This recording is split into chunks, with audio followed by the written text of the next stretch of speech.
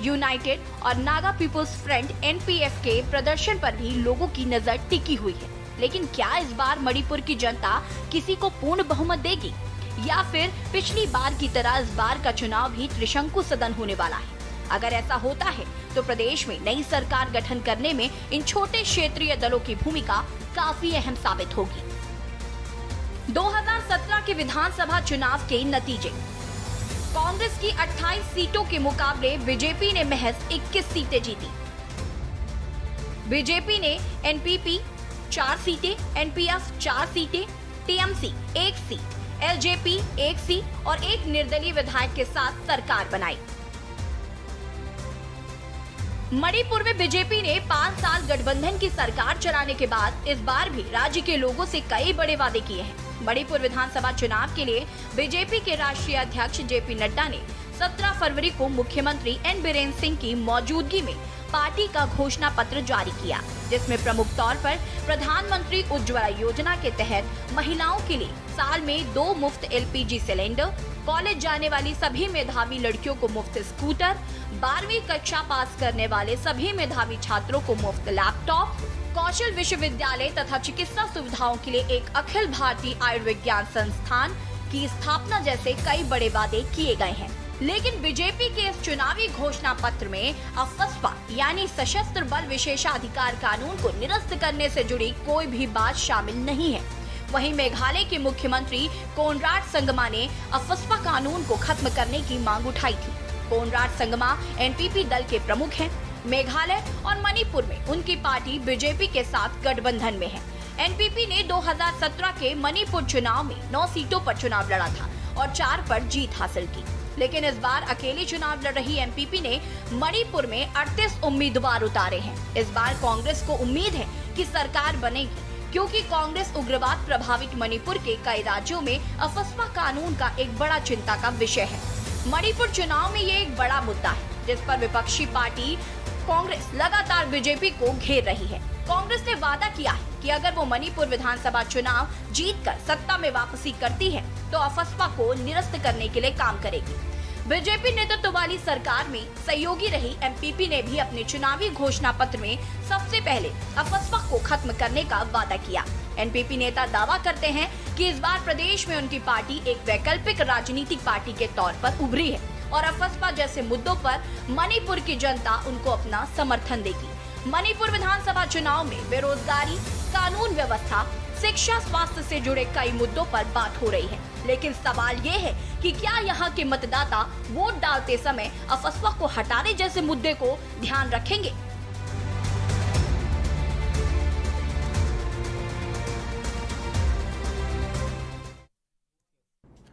मणिपुर का समीकरण इसलिए भी महत्वपूर्ण हो जाता है क्योंकि भारतीय जनता पार्टी ने अपने घोषणा पत्र में हर वादा किया है सिवाय इसके कि वो अफस्पा पे कोई एक्शन लेगी या उसको हटाएगी। इस पूरे इलाके में यह बहुत बड़ा मुद्दा है और सालों से इस पूरे क्षेत्र में इस कानून को लेकर संघर्ष हो रहा है। 2 महीने पहले करीब 14 लोगों की मौत हो गई थी और इस चुनाव में क्या उसका असर दिखाई दे रहा है? क्या लोग जब बूथों तक पहुंचे, क्या इस कानून के खिलाफ वो वोट करने गए? ये बहुत सारे सवाल हैं जो आपको इसके नतीजे जब आएंगे तब समझ में आएंगे। लेकिन एग्जिट पोल में हम आपको बताएंगे कि जो महत्वपूर्ण कोर इशू थे इस राज्य में, इस पूर्वोत्तर के राज्य में, वो क्या थे। क्योंकि स्कूटी, लैपटॉप, एम्स सब कुछ देने का वादा किया है भारतीय जनता पार्टी ने और NPP इस बार बीजेपी के साथ नहीं है। ये बहुत बड़ा, बहुत महत्वपूर्ण फैक्टर है इस पूरे इलाके में, इस पूरे राज्य में 60 सीटों पर, और ये यकीनन प्रभावित करेगा नतीजे। अब हम एक बार फिर से स्टूडियो चलते हैं। प्रियंका हमारे साथ मौजूद हैं और मणिपुर के समीकरण, मणिपुर के गणित को समझने की कोशिश करते हैं अपने खास मेहमानों के जरिए। जी शुक्रिया शिवम। तो लगातार मणिपुर को लेकर जानकारी हम लेंगे कि मणिपुर में आखिर जिस तरह के हालात बन रहे हैं, ऐसे में अब जब गठबंधन नहीं है और इसी बीच बड़ी खबर आ रही है, बड़ी खबर की सबसे पहले बात करेंगे। बड़ी खबर आ रही है, बड़ी खबर मणिपुर से हमारे साथ में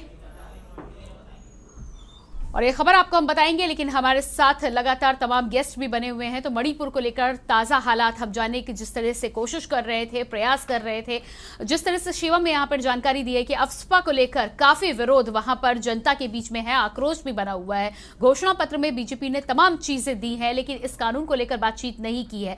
कहीं ना कहीं लोक लुभावने वादे तो किए हैं, लेकिन इस बार भी क्या जनता इस लोक लुभावने वादे के साथ मतदान तक, मतदान केंद्रों तक पहुंची होगी और क्या वोट किया है या नहीं किया है, ये जानकारी तो 6:30 बजे के बाद हम आप तक पहुंचाएंगे। लेकिन इससे पहले हमारे साथ तमाम लोग जुड़े हैं, उनसे चर्चा करेंगे। नेवा यादव वरिष्ठ पत्रकार मणिपुर से हमारे साथ जुड़ चुके हैं। बहुत स्वागत है आपका। नेवा जी, आपके पास आएंगे। मणिपुर में हम जिस तरह से बातचीत कर रहे थे कि अफस्पा को लेकर बीजेपी ने कुछ भी नहीं खोला है, कोई पत्ते नहीं खोले हैं, और इसके बदले घोषणा पत्र में लड़कियों को स्कूटी देने की बात की है। बुजुर्गों की पेंशन की यदि हम बात करें तो बुजुर्गों की पेंशन 200 से बढ़ाकर 1000 रुपए तक करने का वादा किया है। और तमाम सिलेंडर की बात करें तो कहीं ना कहीं सिलेंडर पहुंचाने का भी यहां पर जिक्र किया गया है। क्या लगता है आपको कि इस बार जनता एक बार फिर से घोषणा पत्र के इन लोक लुभावने वादों में फंसेगी या नहीं?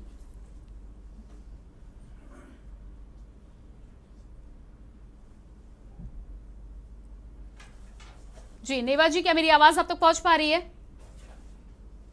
हमारे साथ लगातार नरेंद्र सेठी भी बने हुए हैं। जी नरेंद्र जी, मणिपुर की यदि हम राजनीति की बात करें तो 6:30 बजे के बाद तमाम आंकड़े तो हम अपनी जनता के सामने पेश करने ही वाले हैं, वो तमाम आंकड़े खुलेंगे।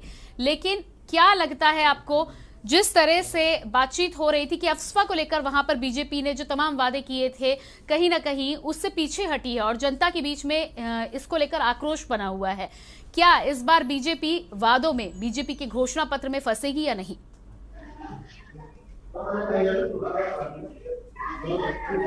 जी, अफस्पा के जैसे आपने मुद्दा बताया, बीजेपी ने अपना कोई स्टैंड क्लियर नहीं किया है इस पर। तो और जैसे एनपीपी इस बार अपने को अलग रखा है उन्होंने, तो बीजेपी के लिए मुश्किलें ज्यादा बढ़ चुकी हैं वहां पे। मुझे नहीं लगता कि सत्ता वापसी में बीजेपी को उसकी राह इतनी आसान है वो सफलतापूर्वक दोबारा उसको पाले। हालांकि प्रियंका, जैसे देखा जाए तो बीजेपी को पिछले 1 दशक में सत्ता में कैसे बने रहना है, इससे पहले उनको इतना तजुर्बा नहीं था, लेकिन अब वो सत्ता के पूरे पारंगत हो चुके हैं और उनको मालूम है साम दाम दंड भेद हर तरीके से किस तरीके से सत्ता में बने रहना है। तो उसको देखते हुए इनका हर अलग अलग प्रकोष्ठ जो है, इनको कैसे सरकार गिरानी है, कैसे बनानी है, कैसे बनाए रखना है, तो ये पूरी दक्षता हासिल कर चुके हैं इसमें। तो वहां कुछ अप्रत्याशित हो जाए मणिपुर में तो ये कहा नहीं जा सकता, लेकिन फिलहाल जैसे एनपीपी ने अपना हाथ खींचा है तो उससे ये साफ जाहिर है कि ये सत्ता में वापसी की राह इनकी इतनी आसान नहीं है। जी बिल्कुल। केवक सिंह जी भी हमारे साथ लगातार बने हुए। केवक सिंह जी, मणिपुर की यदि हम बात करें तो क्या एंटी इनकम्बेंसी आप देख पा रहे हैं और क्या इसका फायदा दूसरी पार्टी को, विपक्षी पार्टी को मिलता नजर आ रहा है? प्रियंका, जैसे कि 5 राज्यों में चुनाव हो रहे हैं, एंटी इनकम्बेंसी तो हर जगह पे लगभग एक जैसी है, लेकिन ये 5 राज्यों में सबसे बड़ी समस्या बेरोजगारी है और ये महंगाई है। ये मुद्दे 5 कॉन्स्टिट्यूंसी में है। लेकिन मणिपुर में एक नया मुद्दा जो है अफस्पा वाला है, जिसके लिए कांग्रेस जोर लगा रही कि हम सत्ता में आए तो अफस्पा को वापस ले आएंगे। लेकिन भाजपा ने अपने घोषणा पत्र में या संकल्प पत्र जिसको बोलते हैं उसमें ना तो हाँ कहा है वापस लेने की, ना कहा है। तो ये भाजपा का जो ये घुलमिल नीति है, ये भाजपा को इस चुनाव में नुकसान तो हो जाएगी। एनसीपी ने भी कहा कि एनसीपी ने भी वकालत की है कि ये अफस्पा हटना चाहिए। तो कुल मिला के जैसे अन्य राज्यों की स्थिति वही मणिपुर की भी है कि भाजपा के लिए सत्ता में वापस आना, और एनसीपी ने उनसे अपना समर्थन भी वापस लिया, उनसे अपना हाथ खींच लिया है। तो भाजपा के लिए आसान डगर नहीं है दोबारा सत्ता में आने की, लेकिन ये राजनीति है, हाईटेक राजनीति कर रहे हैं भाजपा। ये कुछ भी नहीं कर सकता, ये फैसले 10 तारीख के बाद ही बता पाएंगे, लेकिन भाजपा के लिए टेढ़ी खीर होगी सत्ता में वापस आना। प्रियंका जी बिल्कुल। नरेंद्र जी, जिस तरह से आपने इस बात का जिक्र किया कि बीजेपी अब गठजोड़ में और जोड़ तोड़ जो इधर से उधर लगाए जाते हैं उसमें पूरी तरह से पारंगत हो गई है। पिछली बार हमने देखा मणिपुर में जिस तरह से दोनों ही पार्टियां लगभग एक समान सीटें लेकर सामने आई थी, लेकिन बीजेपी ने जिस तरह से गठबंधन किया, जिस तरह से जोड़ तोड़ किया, उससे 5 साल सरकार चला ली है। क्या आप इस बार भी देख पा रहे हैं, इस बार क्योंकि गठबंधन में नहीं है, अलग अलग चुनाव लड़ रहे हैं, क्या इसका फायदा कांग्रेस को मिलता हुआ नजर आ रहा है? कांग्रेस भी इस तरह के जोड़ तोड़ करके इस बार सत्ता में वापसी कर सकती है क्या? कांग्रेस कोशिश तो प्रियंका कर रही है, लेकिन मैंने ये देखा है, जो मेरा अपना विश्लेषण ये कहता है कि जो जिस तरीके से जो रणनीति भारतीय जनता पार्टी अपना रही है, जोड़ तोड़ की राजनीति तो कांग्रेस भी करती थी, जोड़ तोड़ की राजनीति अन्य दल भी करते हैं, लोक दल भी करता था, जनता पार्टी भी करती थी, लेकिन इनके पास जिस तरीके की स्ट्रेटेजी है, जो इनकी कार्यशैली है, वो सत्ता, इनके पास नंबर्स अगर कम भी होते हैं तो इसको कैसे जुटाना है और कैसे सत्ता में लौट आना है, इसमें इनको जो दक्षता हासिल है, वो शायद कांग्रेस भी इस चीज में पिछड़ गई है थोड़ी सी। कांग्रेस अपने पुराने पैटर्न पर चल रही है कि जनमत के आधार पर किस तरीके से सत्ता में लौटना है, जनाधार के आधार पर कैसे लौटना है। लोग चाहते हैं, अगर जहां कांग्रेस का वोट बैंक है भी, कांग्रेस के विधायक आ भी जाते हैं, हमने ऐसे भी देखे हैं सीटें जहां पे कांग्रेस के 31 विधायक आ गए और भारतीय जनता पार्टी के 28 हैं, उसके बावजूद भारतीय जनता पार्टी सरकार बना रही है।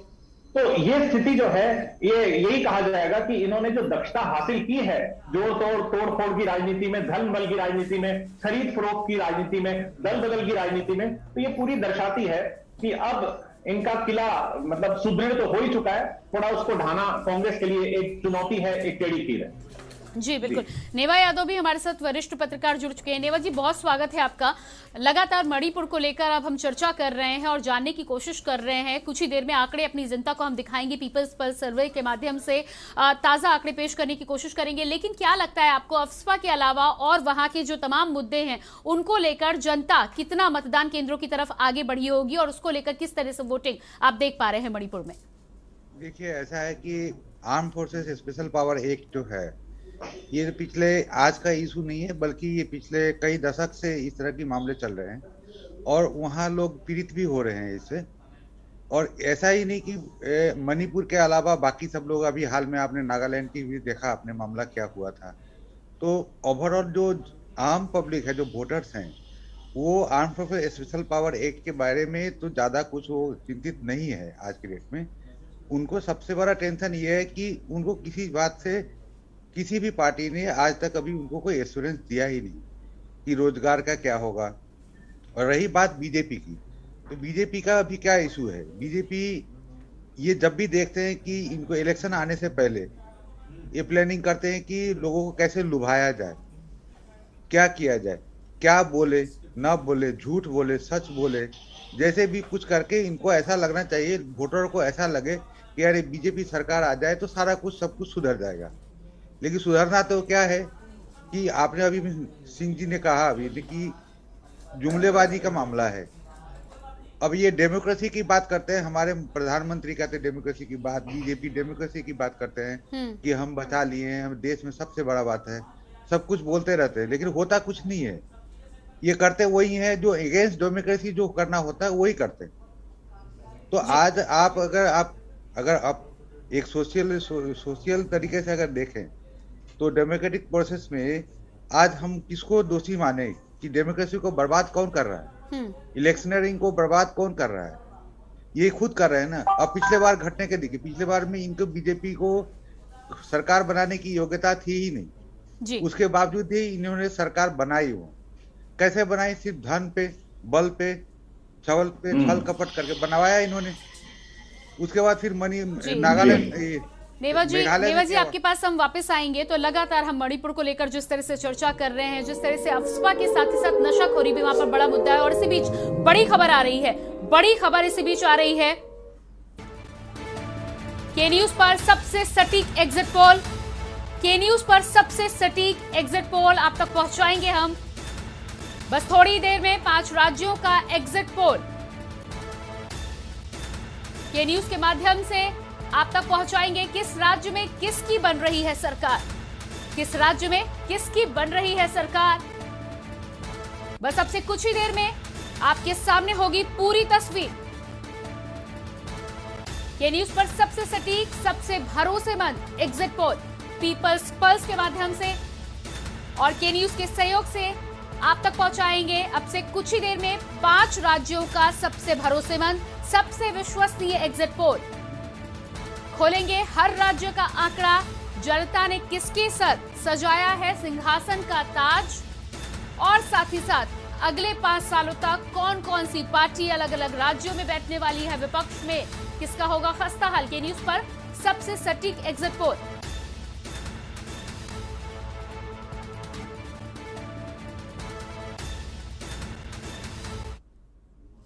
तो आप तक पहुंचाएंगे सबसे सटीक एग्जिट पोल बस अब से कुछ ही देर में, लेकिन उससे पहले रुकते एक छोटे से ब्रेक के लिए। देखते रहिए के न्यूज।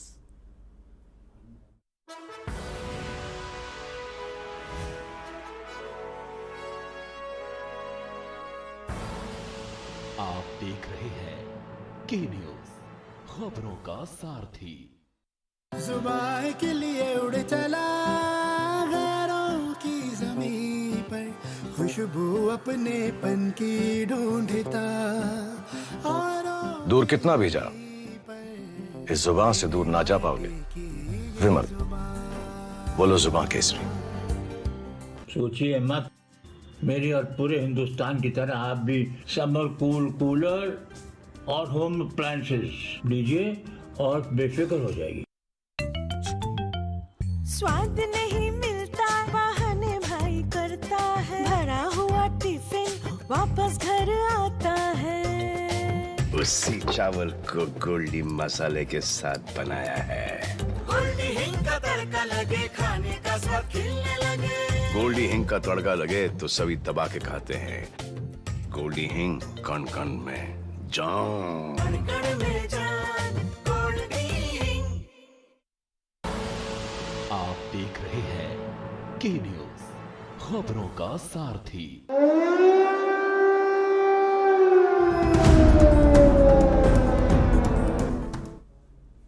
ब्रेक के बाद स्वागत है आपका के न्यूज पर। लगातार शाम 6:30 बजे से तमाम राज्यों में पत्ते खुलने वाले हैं। सबसे विश्वसनीय और सबसे सटीक एग्जिट पोल के न्यूज और पीपल्स पल्स के माध्यम से आप तक हम पहुंचाने वाले हैं। तो लगातार 6:30 बजे तक कुछ ही इंतजार और कुछ ही देर में खुलेंगे तमाम राज्यों का ताजा हाल। इसी बीच आपको सीधे लिए चलते हैं एग्जिट पोल रूम में। हमारे साथ हमारे सहयोगी शिवम यादव बने हुए हैं। शुक्रिया प्रियंका। गोवा की बात करते हैं। 2 राज्य हम दिखा चुके हैं, लेकिन गोवा भी एक बहुत महत्वपूर्ण राज्य है। यह जरूर है कि गोवा में सिर्फ 40 विधानसभा सीटें हैं, लेकिन यहां पर सत्ता की लड़ाई हमेशा दिलचस्प रही है। चाहे पिछला चुनाव आपने देखा हो, जब कांग्रेस को सीटें ज्यादा आई लेकिन सरकार बनाई भारतीय जनता पार्टी ने। क्या गणित था, क्या गुणा था, यह अलग बात है, लेकिन सरकार भारतीय जनता पार्टी ने बनाई और चलाई, ये बहुत बड़ी बात है। यहां बीते 1 दशक से बीजेपी सत्ता में है, लेकिन इस बार कांग्रेस को उम्मीद है कि वो वापसी करेगी और बीजेपी को हैट्रिक लगाने से रोकेगी। क्या कांग्रेस के लिए यह संभव है? क्या मनोहर पर्रिकर के बाद भारतीय जनता पार्टी गोवा में उतनी मजबूत है जितना लोगों को दिखाई दे रहा है? कांग्रेस ये उम्मीद कर रही है और उस उम्मीद के पीछे कई कारण भी हैं। पहला कारण तो यह है कि पिछले चुनाव में उनका प्रदर्शन शानदार रहा था, क्योंकि उन्होंने भारतीय जनता पार्टी से ज्यादा सीटें जीती, लेकिन बीजेपी की चतुर चाल के चलते वो सत्ता तक पहुंचने से चूक गई। और दूसरा बड़ा कारण है पूर्व मुख्यमंत्री मनोहर पर्रिकर की गैर मौजूदगी और उनके बेटे का चुनावी मैदान में होना, वो भी निर्दलीय। क्या संवेदना, गोवा वालों की संवेदना इसके चलते असर करेगी और क्या भारतीय जनता पार्टी हैट्रिक लगाने से चूक जाएगी? रिपोर्ट देखिए और 6:30 बजे के बाद आपको हम दिखाएंगे एग्जिट पोल।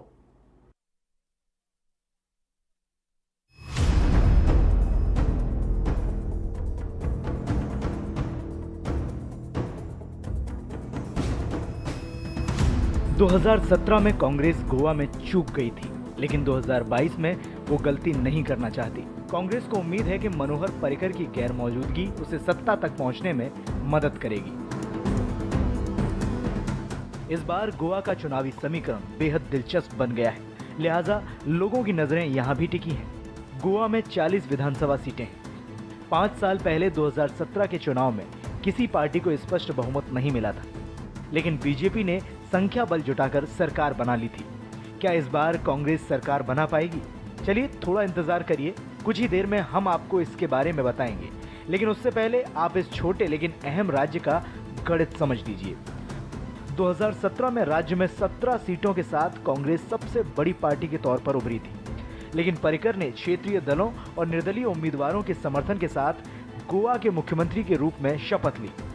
अब चूंकि पर्रिकर के निधन के बाद गोवा में हालात बदले हैं और उनके बेटे बीजेपी से अलग होकर ताल ठोक रहे हैं, पिछले 5 सालों में गोवा में जिस तरह की राजनीतिक जोड़ तोड़ देखने को मिली, उन सब का असर मौजूदा चुनाव पर देखने को मिल रहा है।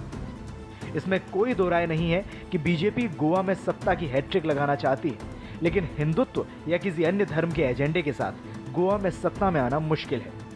यही वजह है कि गोवा भाजपा के लिए चुनौतीपूर्ण साबित होने जा रहा है। गोवा का गणित 25% ईसाई, 67% हिंदू। सरकार बनाने के लिए दोनों आबादी समूह का समर्थन जरूरी। बीजेपी जब 2012 में सत्ता में आई तो 21 सीटों में पर्रिकर के पास 10 ईसाई विधायक थे।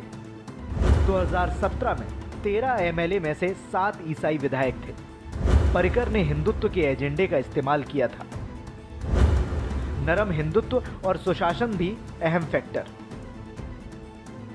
इस बार सभी की नजरें साउथ गोवा पर टिकी हैं, क्योंकि यहां सालसेट इलाके की कुछ विधानसभा सीटों पर कांग्रेस के टिकट पर चुने गए विधायक बाद में बीजेपी में शामिल हो गए और इस बार निर्दलीय चुनाव लड़ रहे हैं। क्योंकि ये इलाका ईसाई बहुल है, लिहाजा यहाँ इन लोगों की विश्वसनीयता पर प्रश्न चिन्ह लग गया है और इस बार इन्हें वोट मिलेगा या नहीं, इसके बारे में भी कहना मुश्किल है। इस बार गोवा में वोटिंग पैटर्न में देखने को मिला है कि दल बदल करने वाले उम्मीदवारों के खिलाफ यहाँ काफी गुस्सा है। जानकार कहते हैं कि गोवा की 40 विधानसभा सीटों में 30 सीटें ऐसी हैं जिन पर बीजेपी कभी न कभी चुनाव जीत चुकी है और इन 30 सीटों में से 20 पर कांग्रेस ने उम्मीदवार खड़े किए हैं। दूसरे शब्दों में कहें तो वर्तमान बीजेपी कांग्रेस के साथ है, इसलिए कांग्रेसियों को यहाँ काफी उम्मीदें हैं। लेकिन चुनाव में सबसे जरूरी फैक्टर है उत्पल पर्रिकर। जी हाँ, गोवा वासियों के लिए मनोहर पर्रिकर से एक भावनात्मक जुड़ाव रहा है। हालांकि बीजेपी ने उनके बेटे उत्पल पर्रिकर को टिकट देने से इनकार कर दिया। बीजेपी कह रही है कि पार्टी में वंशवाद के लिए कोई जगह नहीं है, लेकिन लोग राणे या अन्य का उदाहरण देकर इस मुद्दे को भी खारिज कर रहे हैं। नतीजतन पर्रिकर को मानने वाला समूह नाराज है। चूंकि गोवा में हार जीत का अंतर बहुत कम होता है, कुछ सीटों पर 500 या 100 मतों से फैसला होता है, इसलिए अगर इस भावना के कारण 100-500 मतों का नुकसान होता है तो स्थिति बदल सकती है और ये एक चेतावनी की घंटी है। एग्जिट पोल के रिजल्ट बताने से पहले आपको ये भी समझ लेना चाहिए कि गोवा के इस चुनाव में कोरोना भी एक मुद्दा रहा है, क्योंकि गोवा में कोविड महामारी के दौरान 3,500 से अधिक लोगों की मौत हुई थी। उस समय ऑक्सीजन की कमी का बड़ा मुद्दा बना था। विश्लेषकों का मानना है कि इससे भी मतदाताओं में नाराजगी है। हालांकि चुनाव में आप और तृणमूल कांग्रेस जैसी पार्टियां भी मैदान में हैं और क्रांतिकारी गोवा पार्टी भी चुनाव में है, लेकिन वोटों का बिखराव होता दिखा नहीं है। गोवा एक बहुत महत्वपूर्ण राज्य है भारतीय जनता पार्टी के लिए भी और कांग्रेस के लिए भी। कांग्रेस के सामने साख और प्रतिष्ठा का सवाल है। भारतीय जनता पार्टी एक रिकॉर्ड बनाना चाहती है। गोवा में सबसे जो महत्वपूर्ण फैक्टर है इस बार चुनाव में वो है कि जब 2017 में कांग्रेस के विधायक ज्यादा थे तो सरकार भारतीय जनता पार्टी ने कैसे बनाई, और जो लोग उस वक्त चुनाव जीतने के बाद बीजेपी के साथ चले गए, क्या उनकी विश्वसनीयता खतरे में पड़ी है और क्या लोग उनको नहीं चुनेंगे। मनोहर पर्रिकर इस बार भारतीय जनता पार्टी के साथ नहीं है और मनोहर पर्रिकर का ना होना भारतीय जनता पार्टी को कमजोर कर रहा है, क्योंकि उनकी जो छवि थी वो पूरे देश में ही एक ऐसी छवि थी जो सुशासन के लिए जानी जाती थी। उन्होंने अपने काम से और सॉफ्ट हिंदुत्व के सहारे गोवा में भारतीय जनता पार्टी को न सिर्फ जिंदा किया बल्कि सत्ता में बनाए रखा। लगातार 2 बार उन्होंने सरकार बनाने में कामयाबी हासिल की, लेकिन इस बार यानी 2022 में गोवा में पर्रिकर नहीं है और उनके बेटे बीजेपी से अलग होकर चुनाव लड़ रहे हैं। क्या गोवा वासी इस बार कांग्रेस को एक बार फिर से क्लियर कट मेजोरिटी देंगे, पूर्ण बहुमत से सरकार बनाने का मौका देंगे, या फिर गोवा में भारतीय जनता पार्टी एक बार फिर से तिक्रम से सरकार बना लेगी? एग्जिट पोल 6:30 बजे के बाद आएगा, लेकिन उससे पहले ये चीज समझना बहुत जरूरी है कि ईसाई और हिंदुओं का जो कॉम्बिनेशन गोवा में है बहुत डेडली कॉम्बिनेशन है और जीत और हार का अंतर भी बहुत मामूली रहता है। 250, 500, 1000, 700 वोटों से वहां पर एमएलए बनते हैं या नहीं बनते हैं। तो थोड़ी देर इंतजार करिए, 6:30 बजे के बाद हम आपको एग्जिट पोल दिखाएंगे। लेकिन उससे पहले जिसका आपको इंतजार है वो हम आपको दिखाने जा रहे हैं, और वो है उत्तर प्रदेश की रिपोर्ट। उत्तर प्रदेश में 7 चरणों में चुनाव हुए हैं। आज आखिरी चरण के वोट उत्तर प्रदेश में डाले गए, और उत्तर प्रदेश की राजनीति पर सभी की नजर है। यहां पर किसकी सरकार बनेगी, उत्तर प्रदेश के नंबर्स यानी एग्जिट पोल के नंबर सभी जानना चाहते हैं। 6:30 बजे के बाद हम वो नंबर भी आपके सामने रखेंगे, सबसे बड़े सर्वे के जरिए जो पीपुल्स पल्स ने किया है। लेकिन उत्तर प्रदेश में इस बार अखिलेश यादव और योगी आदित्यनाथ की जिस तरह से फाइट दिखाई दी, और पश्चिमी उत्तर प्रदेश से लेकर पूर्वी उत्तर प्रदेश तक हर चरण में यह मुकाबला जिस तरह से दिलचस्प बना रहा, और लोग हमेशा अलग अलग तरह से प्रेडिक्शन करते हुए नजर आए। अगर आप किसी भी विधानसभा सीट पे जाएं, किसी भी आदमी से बात करें, तो उतने ही बेहतरीन ढंग से लोग जवाब दे रहे थे। और सबसे बड़ी चीज ये, बड़ी शातिराना तरीके से मतदाता जवाब दे रहा था। वो कभी बता नहीं रहा था, किसी को क्लियर नहीं बता रहा था कि वो किसके साथ गया है, और आप उसके मन में क्या है ये भी नहीं जान पा रहे थे। हमने ये टटोलने की कोशिश जरूर की है, और आज जब आखिरी चरण का मतदान खत्म हो रहा है, तो उस वक्त ये आपके जहन में सवाल जरूर होगा कि उत्तर प्रदेश में सरकार 10 मार्च को कौन बनाएगा। क्या अखिलेश यादव वापसी कर रहे हैं? क्या योगी आदित्यनाथ, जैसा कि लगातार वो कह रहे हैं, और कई जगह कैंपेन भी इस तरह से चलाया गया कि आएगा तो योगी ही, आएगी तो बीजेपी ही, क्या वो सच साबित होने जा रहा है? अपने अपने मत हैं लोगों के, और हर पार्टी का समर्थक अपने अपने तरीके से इस चुनाव को देख रहा था। लेकिन एग्जिट पोल में आपको सही नब्ज जनता की दिखाई देगी। उससे पहले उत्तर प्रदेश की यह रिपोर्ट आपके लिए देखना इसलिए जरूरी है क्योंकि उत्तर प्रदेश का यह चुनाव कहीं ना कहीं एक ऐतिहासिक चुनाव था, और यह चुनाव यह भी तय करेगा कि उत्तर प्रदेश के साथ साथ हिंदुस्तान की राजनीति का भविष्य कैसा रहने वाला है। एक रिपोर्ट देखिए आप। भारत माता की 2017 से पहले उत्तर प्रदेश में भी विकास की नदी का पानी ठहरा हुआ था।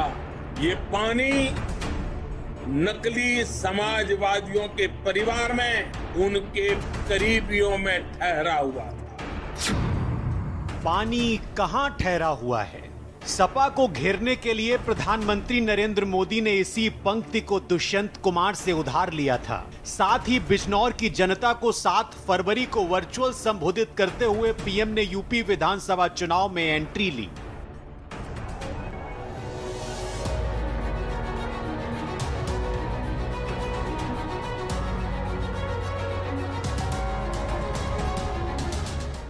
क्लाइमैक्स के लिए उन्हें वाराणसी के मिर्जा मुराद की रैली का इंतजार करना पड़ा। मिर्जा मुराद में उन्होंने 2 टूक कहा कि भाजपा की सरकार बनी तो सबकी मुरादें पूरी होंगी। उत्तर प्रदेश का ऐसा चुनाव कभी यहां किसी ने नहीं देखा होगा। वाकई कई मायने में यह चुनाव ऐतिहासिक रहा। लगभग 2 महीने तक यूपी गुलजार रहा। चुनावी मंचों पर बुलडोजर, जिन्ना गन्ना, चरवी गर्मी, पुरानी पेंशन, परिवारवाद और आतंकवाद के मुद्दे सुर्खियां बटोरते रहे। सत्तारूढ़ भाजपा स्थानीय मुद्दों से कन्नी काटती नजर आई तो विरोधियों ने उन्हें लपेटने में कोई कोताही नहीं की। योगी आदित्यनाथ बड़ी शान से बुलडोजर पर परचम लहराते रहे। की जमीनों पर कब्जा करने वालों के खिलाफ भी इस बुलडोजर का जब बेहतरीन उपयोग हुआ है, तो आज बुलडोजर एक ब्रांड बनकर के उभर करके सामने आ रहा। सांप्रदायिक ध्रुवीकरण के लिए संबित पात्रा ने कहा कि जो जिन्ना से करे प्यार, वो पाकिस्तान से कैसे करे इनकार। अखिलेश यादव पर निशाना साधने का कोई मौका भाजपाई नहीं चूके। तालिबान से लेकर अहमदाबाद बम धमाका तक, मगर जाट लैंड में जिन्ना को गन्ना ने चित कर दिया। किसान आंदोलन और गन्ना किसानों का बकाये का मुद्दा खूब गूंजा। लखीमपुर, बहराइच और गोंडा तक किसानों ने हल्ला बोला। अखिलेश को घेरने के लिए हिजाब से लेकर लाल टोपी तक निशाना साधा गया। गजबाए हिंद, तालिबानी सोच और मजहबी उन्माद सरीके भारी भरकम शब्दों का इस्तेमाल किया गया, मगर अखिलेश ने भाजपा की पिच पर बैटिंग करना मंजूर नहीं किया। हिजाब का जवाब जॉब से दिया। अखिलेश और प्रियंका ने रोजगार के मुद्दों को धार दे अपनी दमदार मौजूदगी का एहसास भरपूर करवाया। 2022 का यह चुनाव भाषा के गिरते स्तर के लिए भी याद किया जाएगा। गर्मी, चर्बी, भाप, सांड, छुट्टा जानवर, महंगाई, बेरोजगारी, पुरानी पेंशन, मथुरा, काशी, अयोध्या आदि ने चुनावी तपिश को बरकरार रखा। चलते चलते नमक का कर्ज के मुद्दे पर प्रियंका गांधी ने प्रधानमंत्री को घेर लिया। मां के दूध का कर्ज तो सुना गया होगा, मगर काशी ने मां के नमक का कर्ज पहली बार सुनाया। मायावती, प्रियंका, राहुल के अलावा स्थानीय सूरमाओं की सभाओं और मोदी अखिलेश के मेगा रोड शो के बाद प्रचार थम गया है, लेकिन लोगों को इंतजार है नतीजों का, वो नतीजे जो ये तय करेंगे कि उत्तर प्रदेश का असली और अगला किंग कौन है। कुछ ही देर में हमारे महा एग्जिट पोल से पर्दा हटेगा और तब आपको पता चलेगा कि इस चुनावी संग्राम में विजय पताका किसके हाथ लगी है।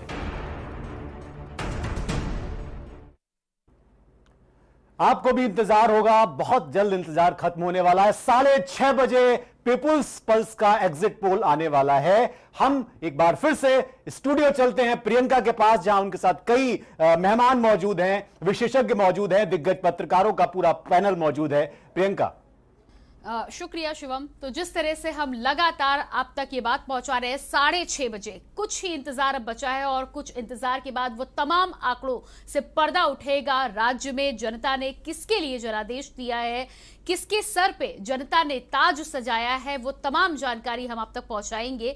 लेकिन उससे पहले जिस तरह से उत्तर प्रदेश की हम बातचीत कर रहे थे, उत्तर प्रदेश एक ऐसा देश का सबसे बड़ा राज्य जो कहीं ना कहीं जिसकी राजनीतिक गलियारों में हमेशा हलचल मची रहती है और उत्तर प्रदेश से ही कहीं ना कहीं केंद्र का भी रास्ता खुलता हुआ नजर आता है। इस बार का चुनाव न केवल राजनीतिक पार्टियों के लिए बल्कि उत्तर प्रदेश की जनता के लिए भी बेहद दिलचस्प रहा।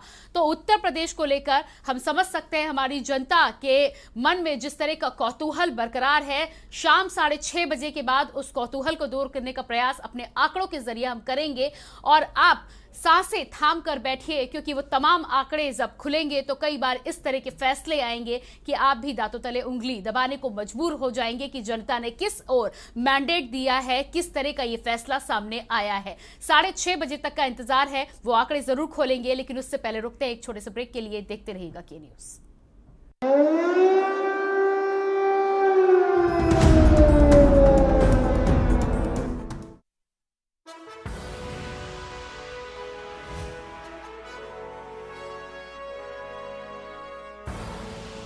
आप देख रहे हैं के न्यूज, खबरों का सारथी। जब पशुओं को मिलेगा प्यार और मिल्को मोर पशु आहार तो दूध बहेगा, मुनाफा बढ़ेगा। मिल्को मोर पशु आहार। जुबान के लिए उड़ चला गैरों की जमीन पर, खुशबू अपने पन की ढूंढता और दूर कितना भी जा, इस जुबान से दूर ना जा पाओगे। विमल, बोलो जुबान Kesari. Yes! Yes, yes, yes. In your face, loser. See you in soccer.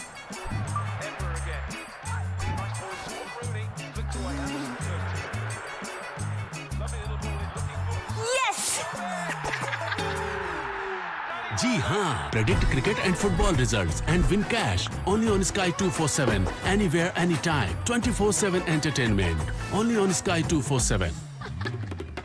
Asshole. Download the Sky 247 app today. This game involves an element of financial risk and may be addictive. Please play responsibly at your own risk. जब पशुओं को मिलेगा प्यार और मिल्को मोर पशु आहार तो दूध बहेगा, मुनाफा बढ़ेगा। मिल्को मोर पशु आहार। सोचिए मत, मेरी और पूरे हिंदुस्तान की तरह आप भी समर कूलर और होम अप्लायंसेस लीजिए और बेफिक्र हो जाइए। खुदी को आजमाया है तो ये अंदाज आया है, खुदी को आजमाया है तो ये अंदाज आया है। तुम में भी मैं हूं, शुद्ध प्लस पान मसाला। जब पशुओं को मिलेगा प्यार और मिल्को मोर पशु आहार तो दूध बहेगा, मुनाफा बढ़ेगा। मिल्को मोर पशु आहार। पर ये दिल है कि चख रहा है उन्हीं अल्फाजों का दूर कितना भी जाओ, इस जुबान से दूर ना जा पाओगे। विमल, बोलो जुबान केसरी। सड़क से संसद तक होगा चिंतन। जब पशुओं को मिलेगा प्यार और मिल्को मोर पशु आहार तो दूध बहेगा, मुनाफा बढ़ेगा। मिल्को मोर पशु आहार। आप देख रहे हैं के न्यूज, खबरों का सारथी।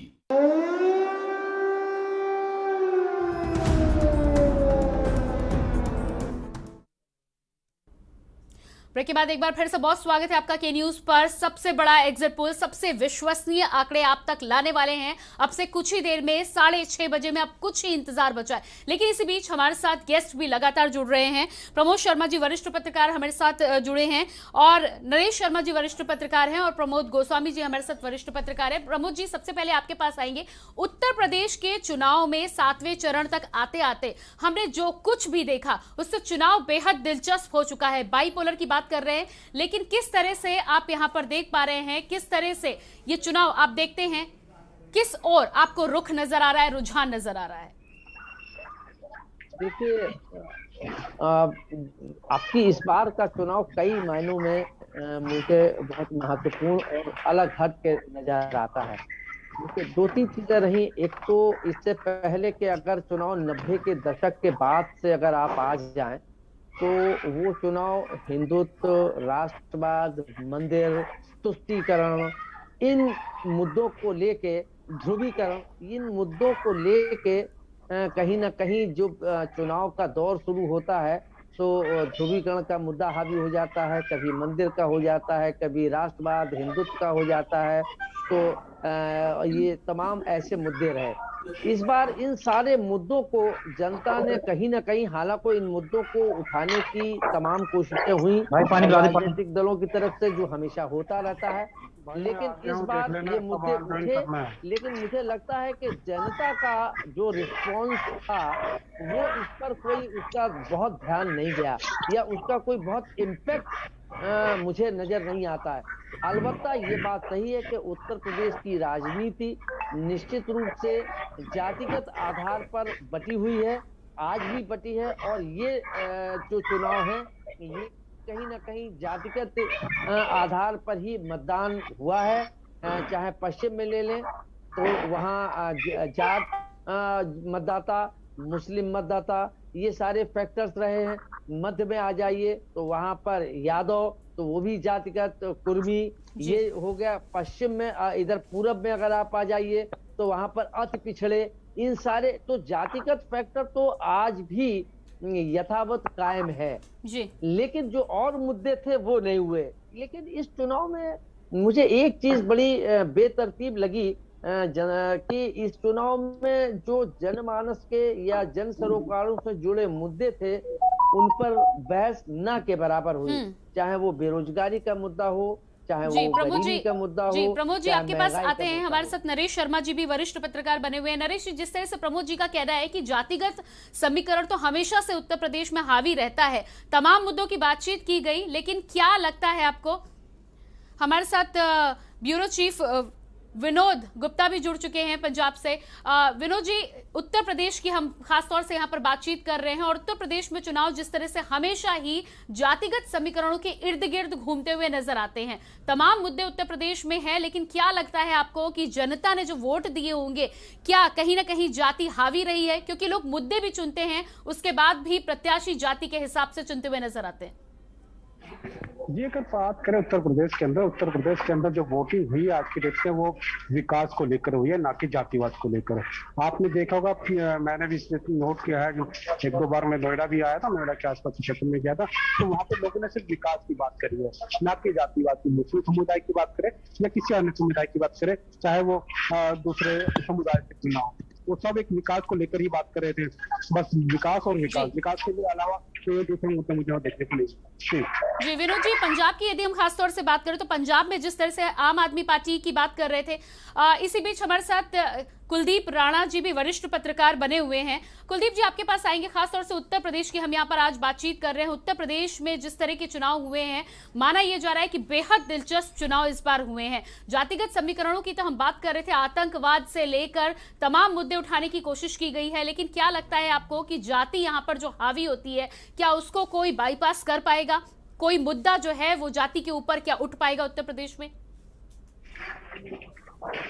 प्रियंका, एक तो ये आवाज में डिस्टरबेंस बहुत आ रहा है, बहुत ज्यादा आउट वॉइस आ रही है इसमें। जी केबक सिंह जी आपके पास आते। कुलदीप जी आपके पास आएंगे हम वापस कुछ ही देर में। केबक सिंह जी, उत्तर प्रदेश की जब हम बातचीत कर रहे हैं तो आपने बहुत बेहद करीब से ये चुनाव देखा हुआ है। जातिगत मुद्दों की हम लगातार बातचीत कर ही रहे थे। क्या लगता है कि तमाम मुद्दे उत्तर प्रदेश में, चाहे बेरोजगारी की बात करें या जिस तरह से फ्री की राजनीति की बात हो रही है उत्तर प्रदेश में, क्या जाति अभी भी इन पर हावी नजर आती है आपको? प्रियंका, पहले हमें समझना होगा कि ये विधानसभा के चुनाव में आपने देखा होगा कि कई जगह लोगों ने बहिष्कार किया कि हमारे यहाँ सड़क नहीं बनी इसलिए वो काम बहिष्कार कर रहे हैं। कई जगह ये हुआ हमारे यहाँ सड़क नहीं बनी इसलिए हम कोर्ट का बहिष्कार कर रहे हैं, और कई जगह ये हुआ हमारे यहाँ पुल नहीं बनी। तो विधानसभा के चुनाव जो मेरा मानना है कि सदैव ही स्थानीय मुद्दों पर लड़े जाते रहे हैं, लेकिन इस विधानसभा चुनाव में स्थानीय मुद्दे किसी भी, ना तो विधायक ने उठाए, ना राष्ट्रीय नेता ने उठाए, न किसी प्रवक्ता ने उठाए, ना ही किसी जो आपके जो लीडर हैं उन्होंने उठाए।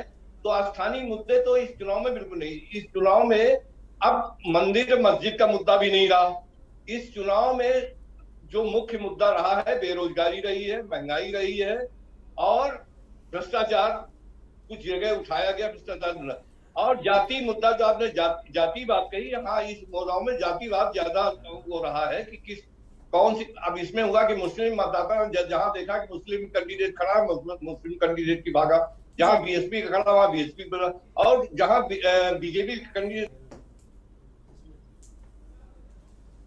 जी बिल्कुल, तो यहाँ पर बातचीत कर रहे हैं हम लगातार जिस तरह से उत्तर प्रदेश के समीकरणों की, तो तमाम मुद्दे रहे हैं चुनाव में, लेकिन जातीय समीकरण की हम बातचीत करें तो जातीय समीकरण इन तमाम मुद्दों पर हावी हमेशा से रहा है और इसी के इर्द गिर्द विधानसभा के चुनाव उत्तर प्रदेश में होते आए हैं।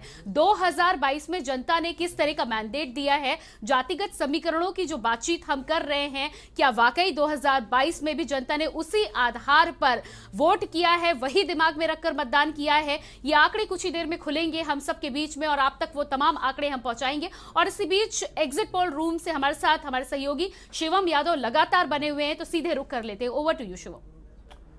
बिल्कुल प्रियंका, मुद्दे बहुत सारे हैं, लेकिन क्या आप लोग जानते हैं कि उत्तर प्रदेश के चुनाव में किस मुद्दे से सबसे ज्यादा डर लग रहा है अखिलेश यादव को, प्रियंका गांधी को और मायावती को?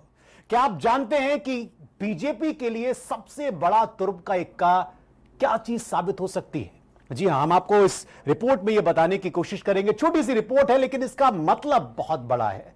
भारतीय जनता पार्टी ने 2014 के बाद से जो एक बड़ा वर्ग तैयार किया लाभार्थियों का, वो इस इलेक्शन में निर्णायक हो सकता है। लाभार्थी फैक्टर एक बार फिर से कसौटी पर है।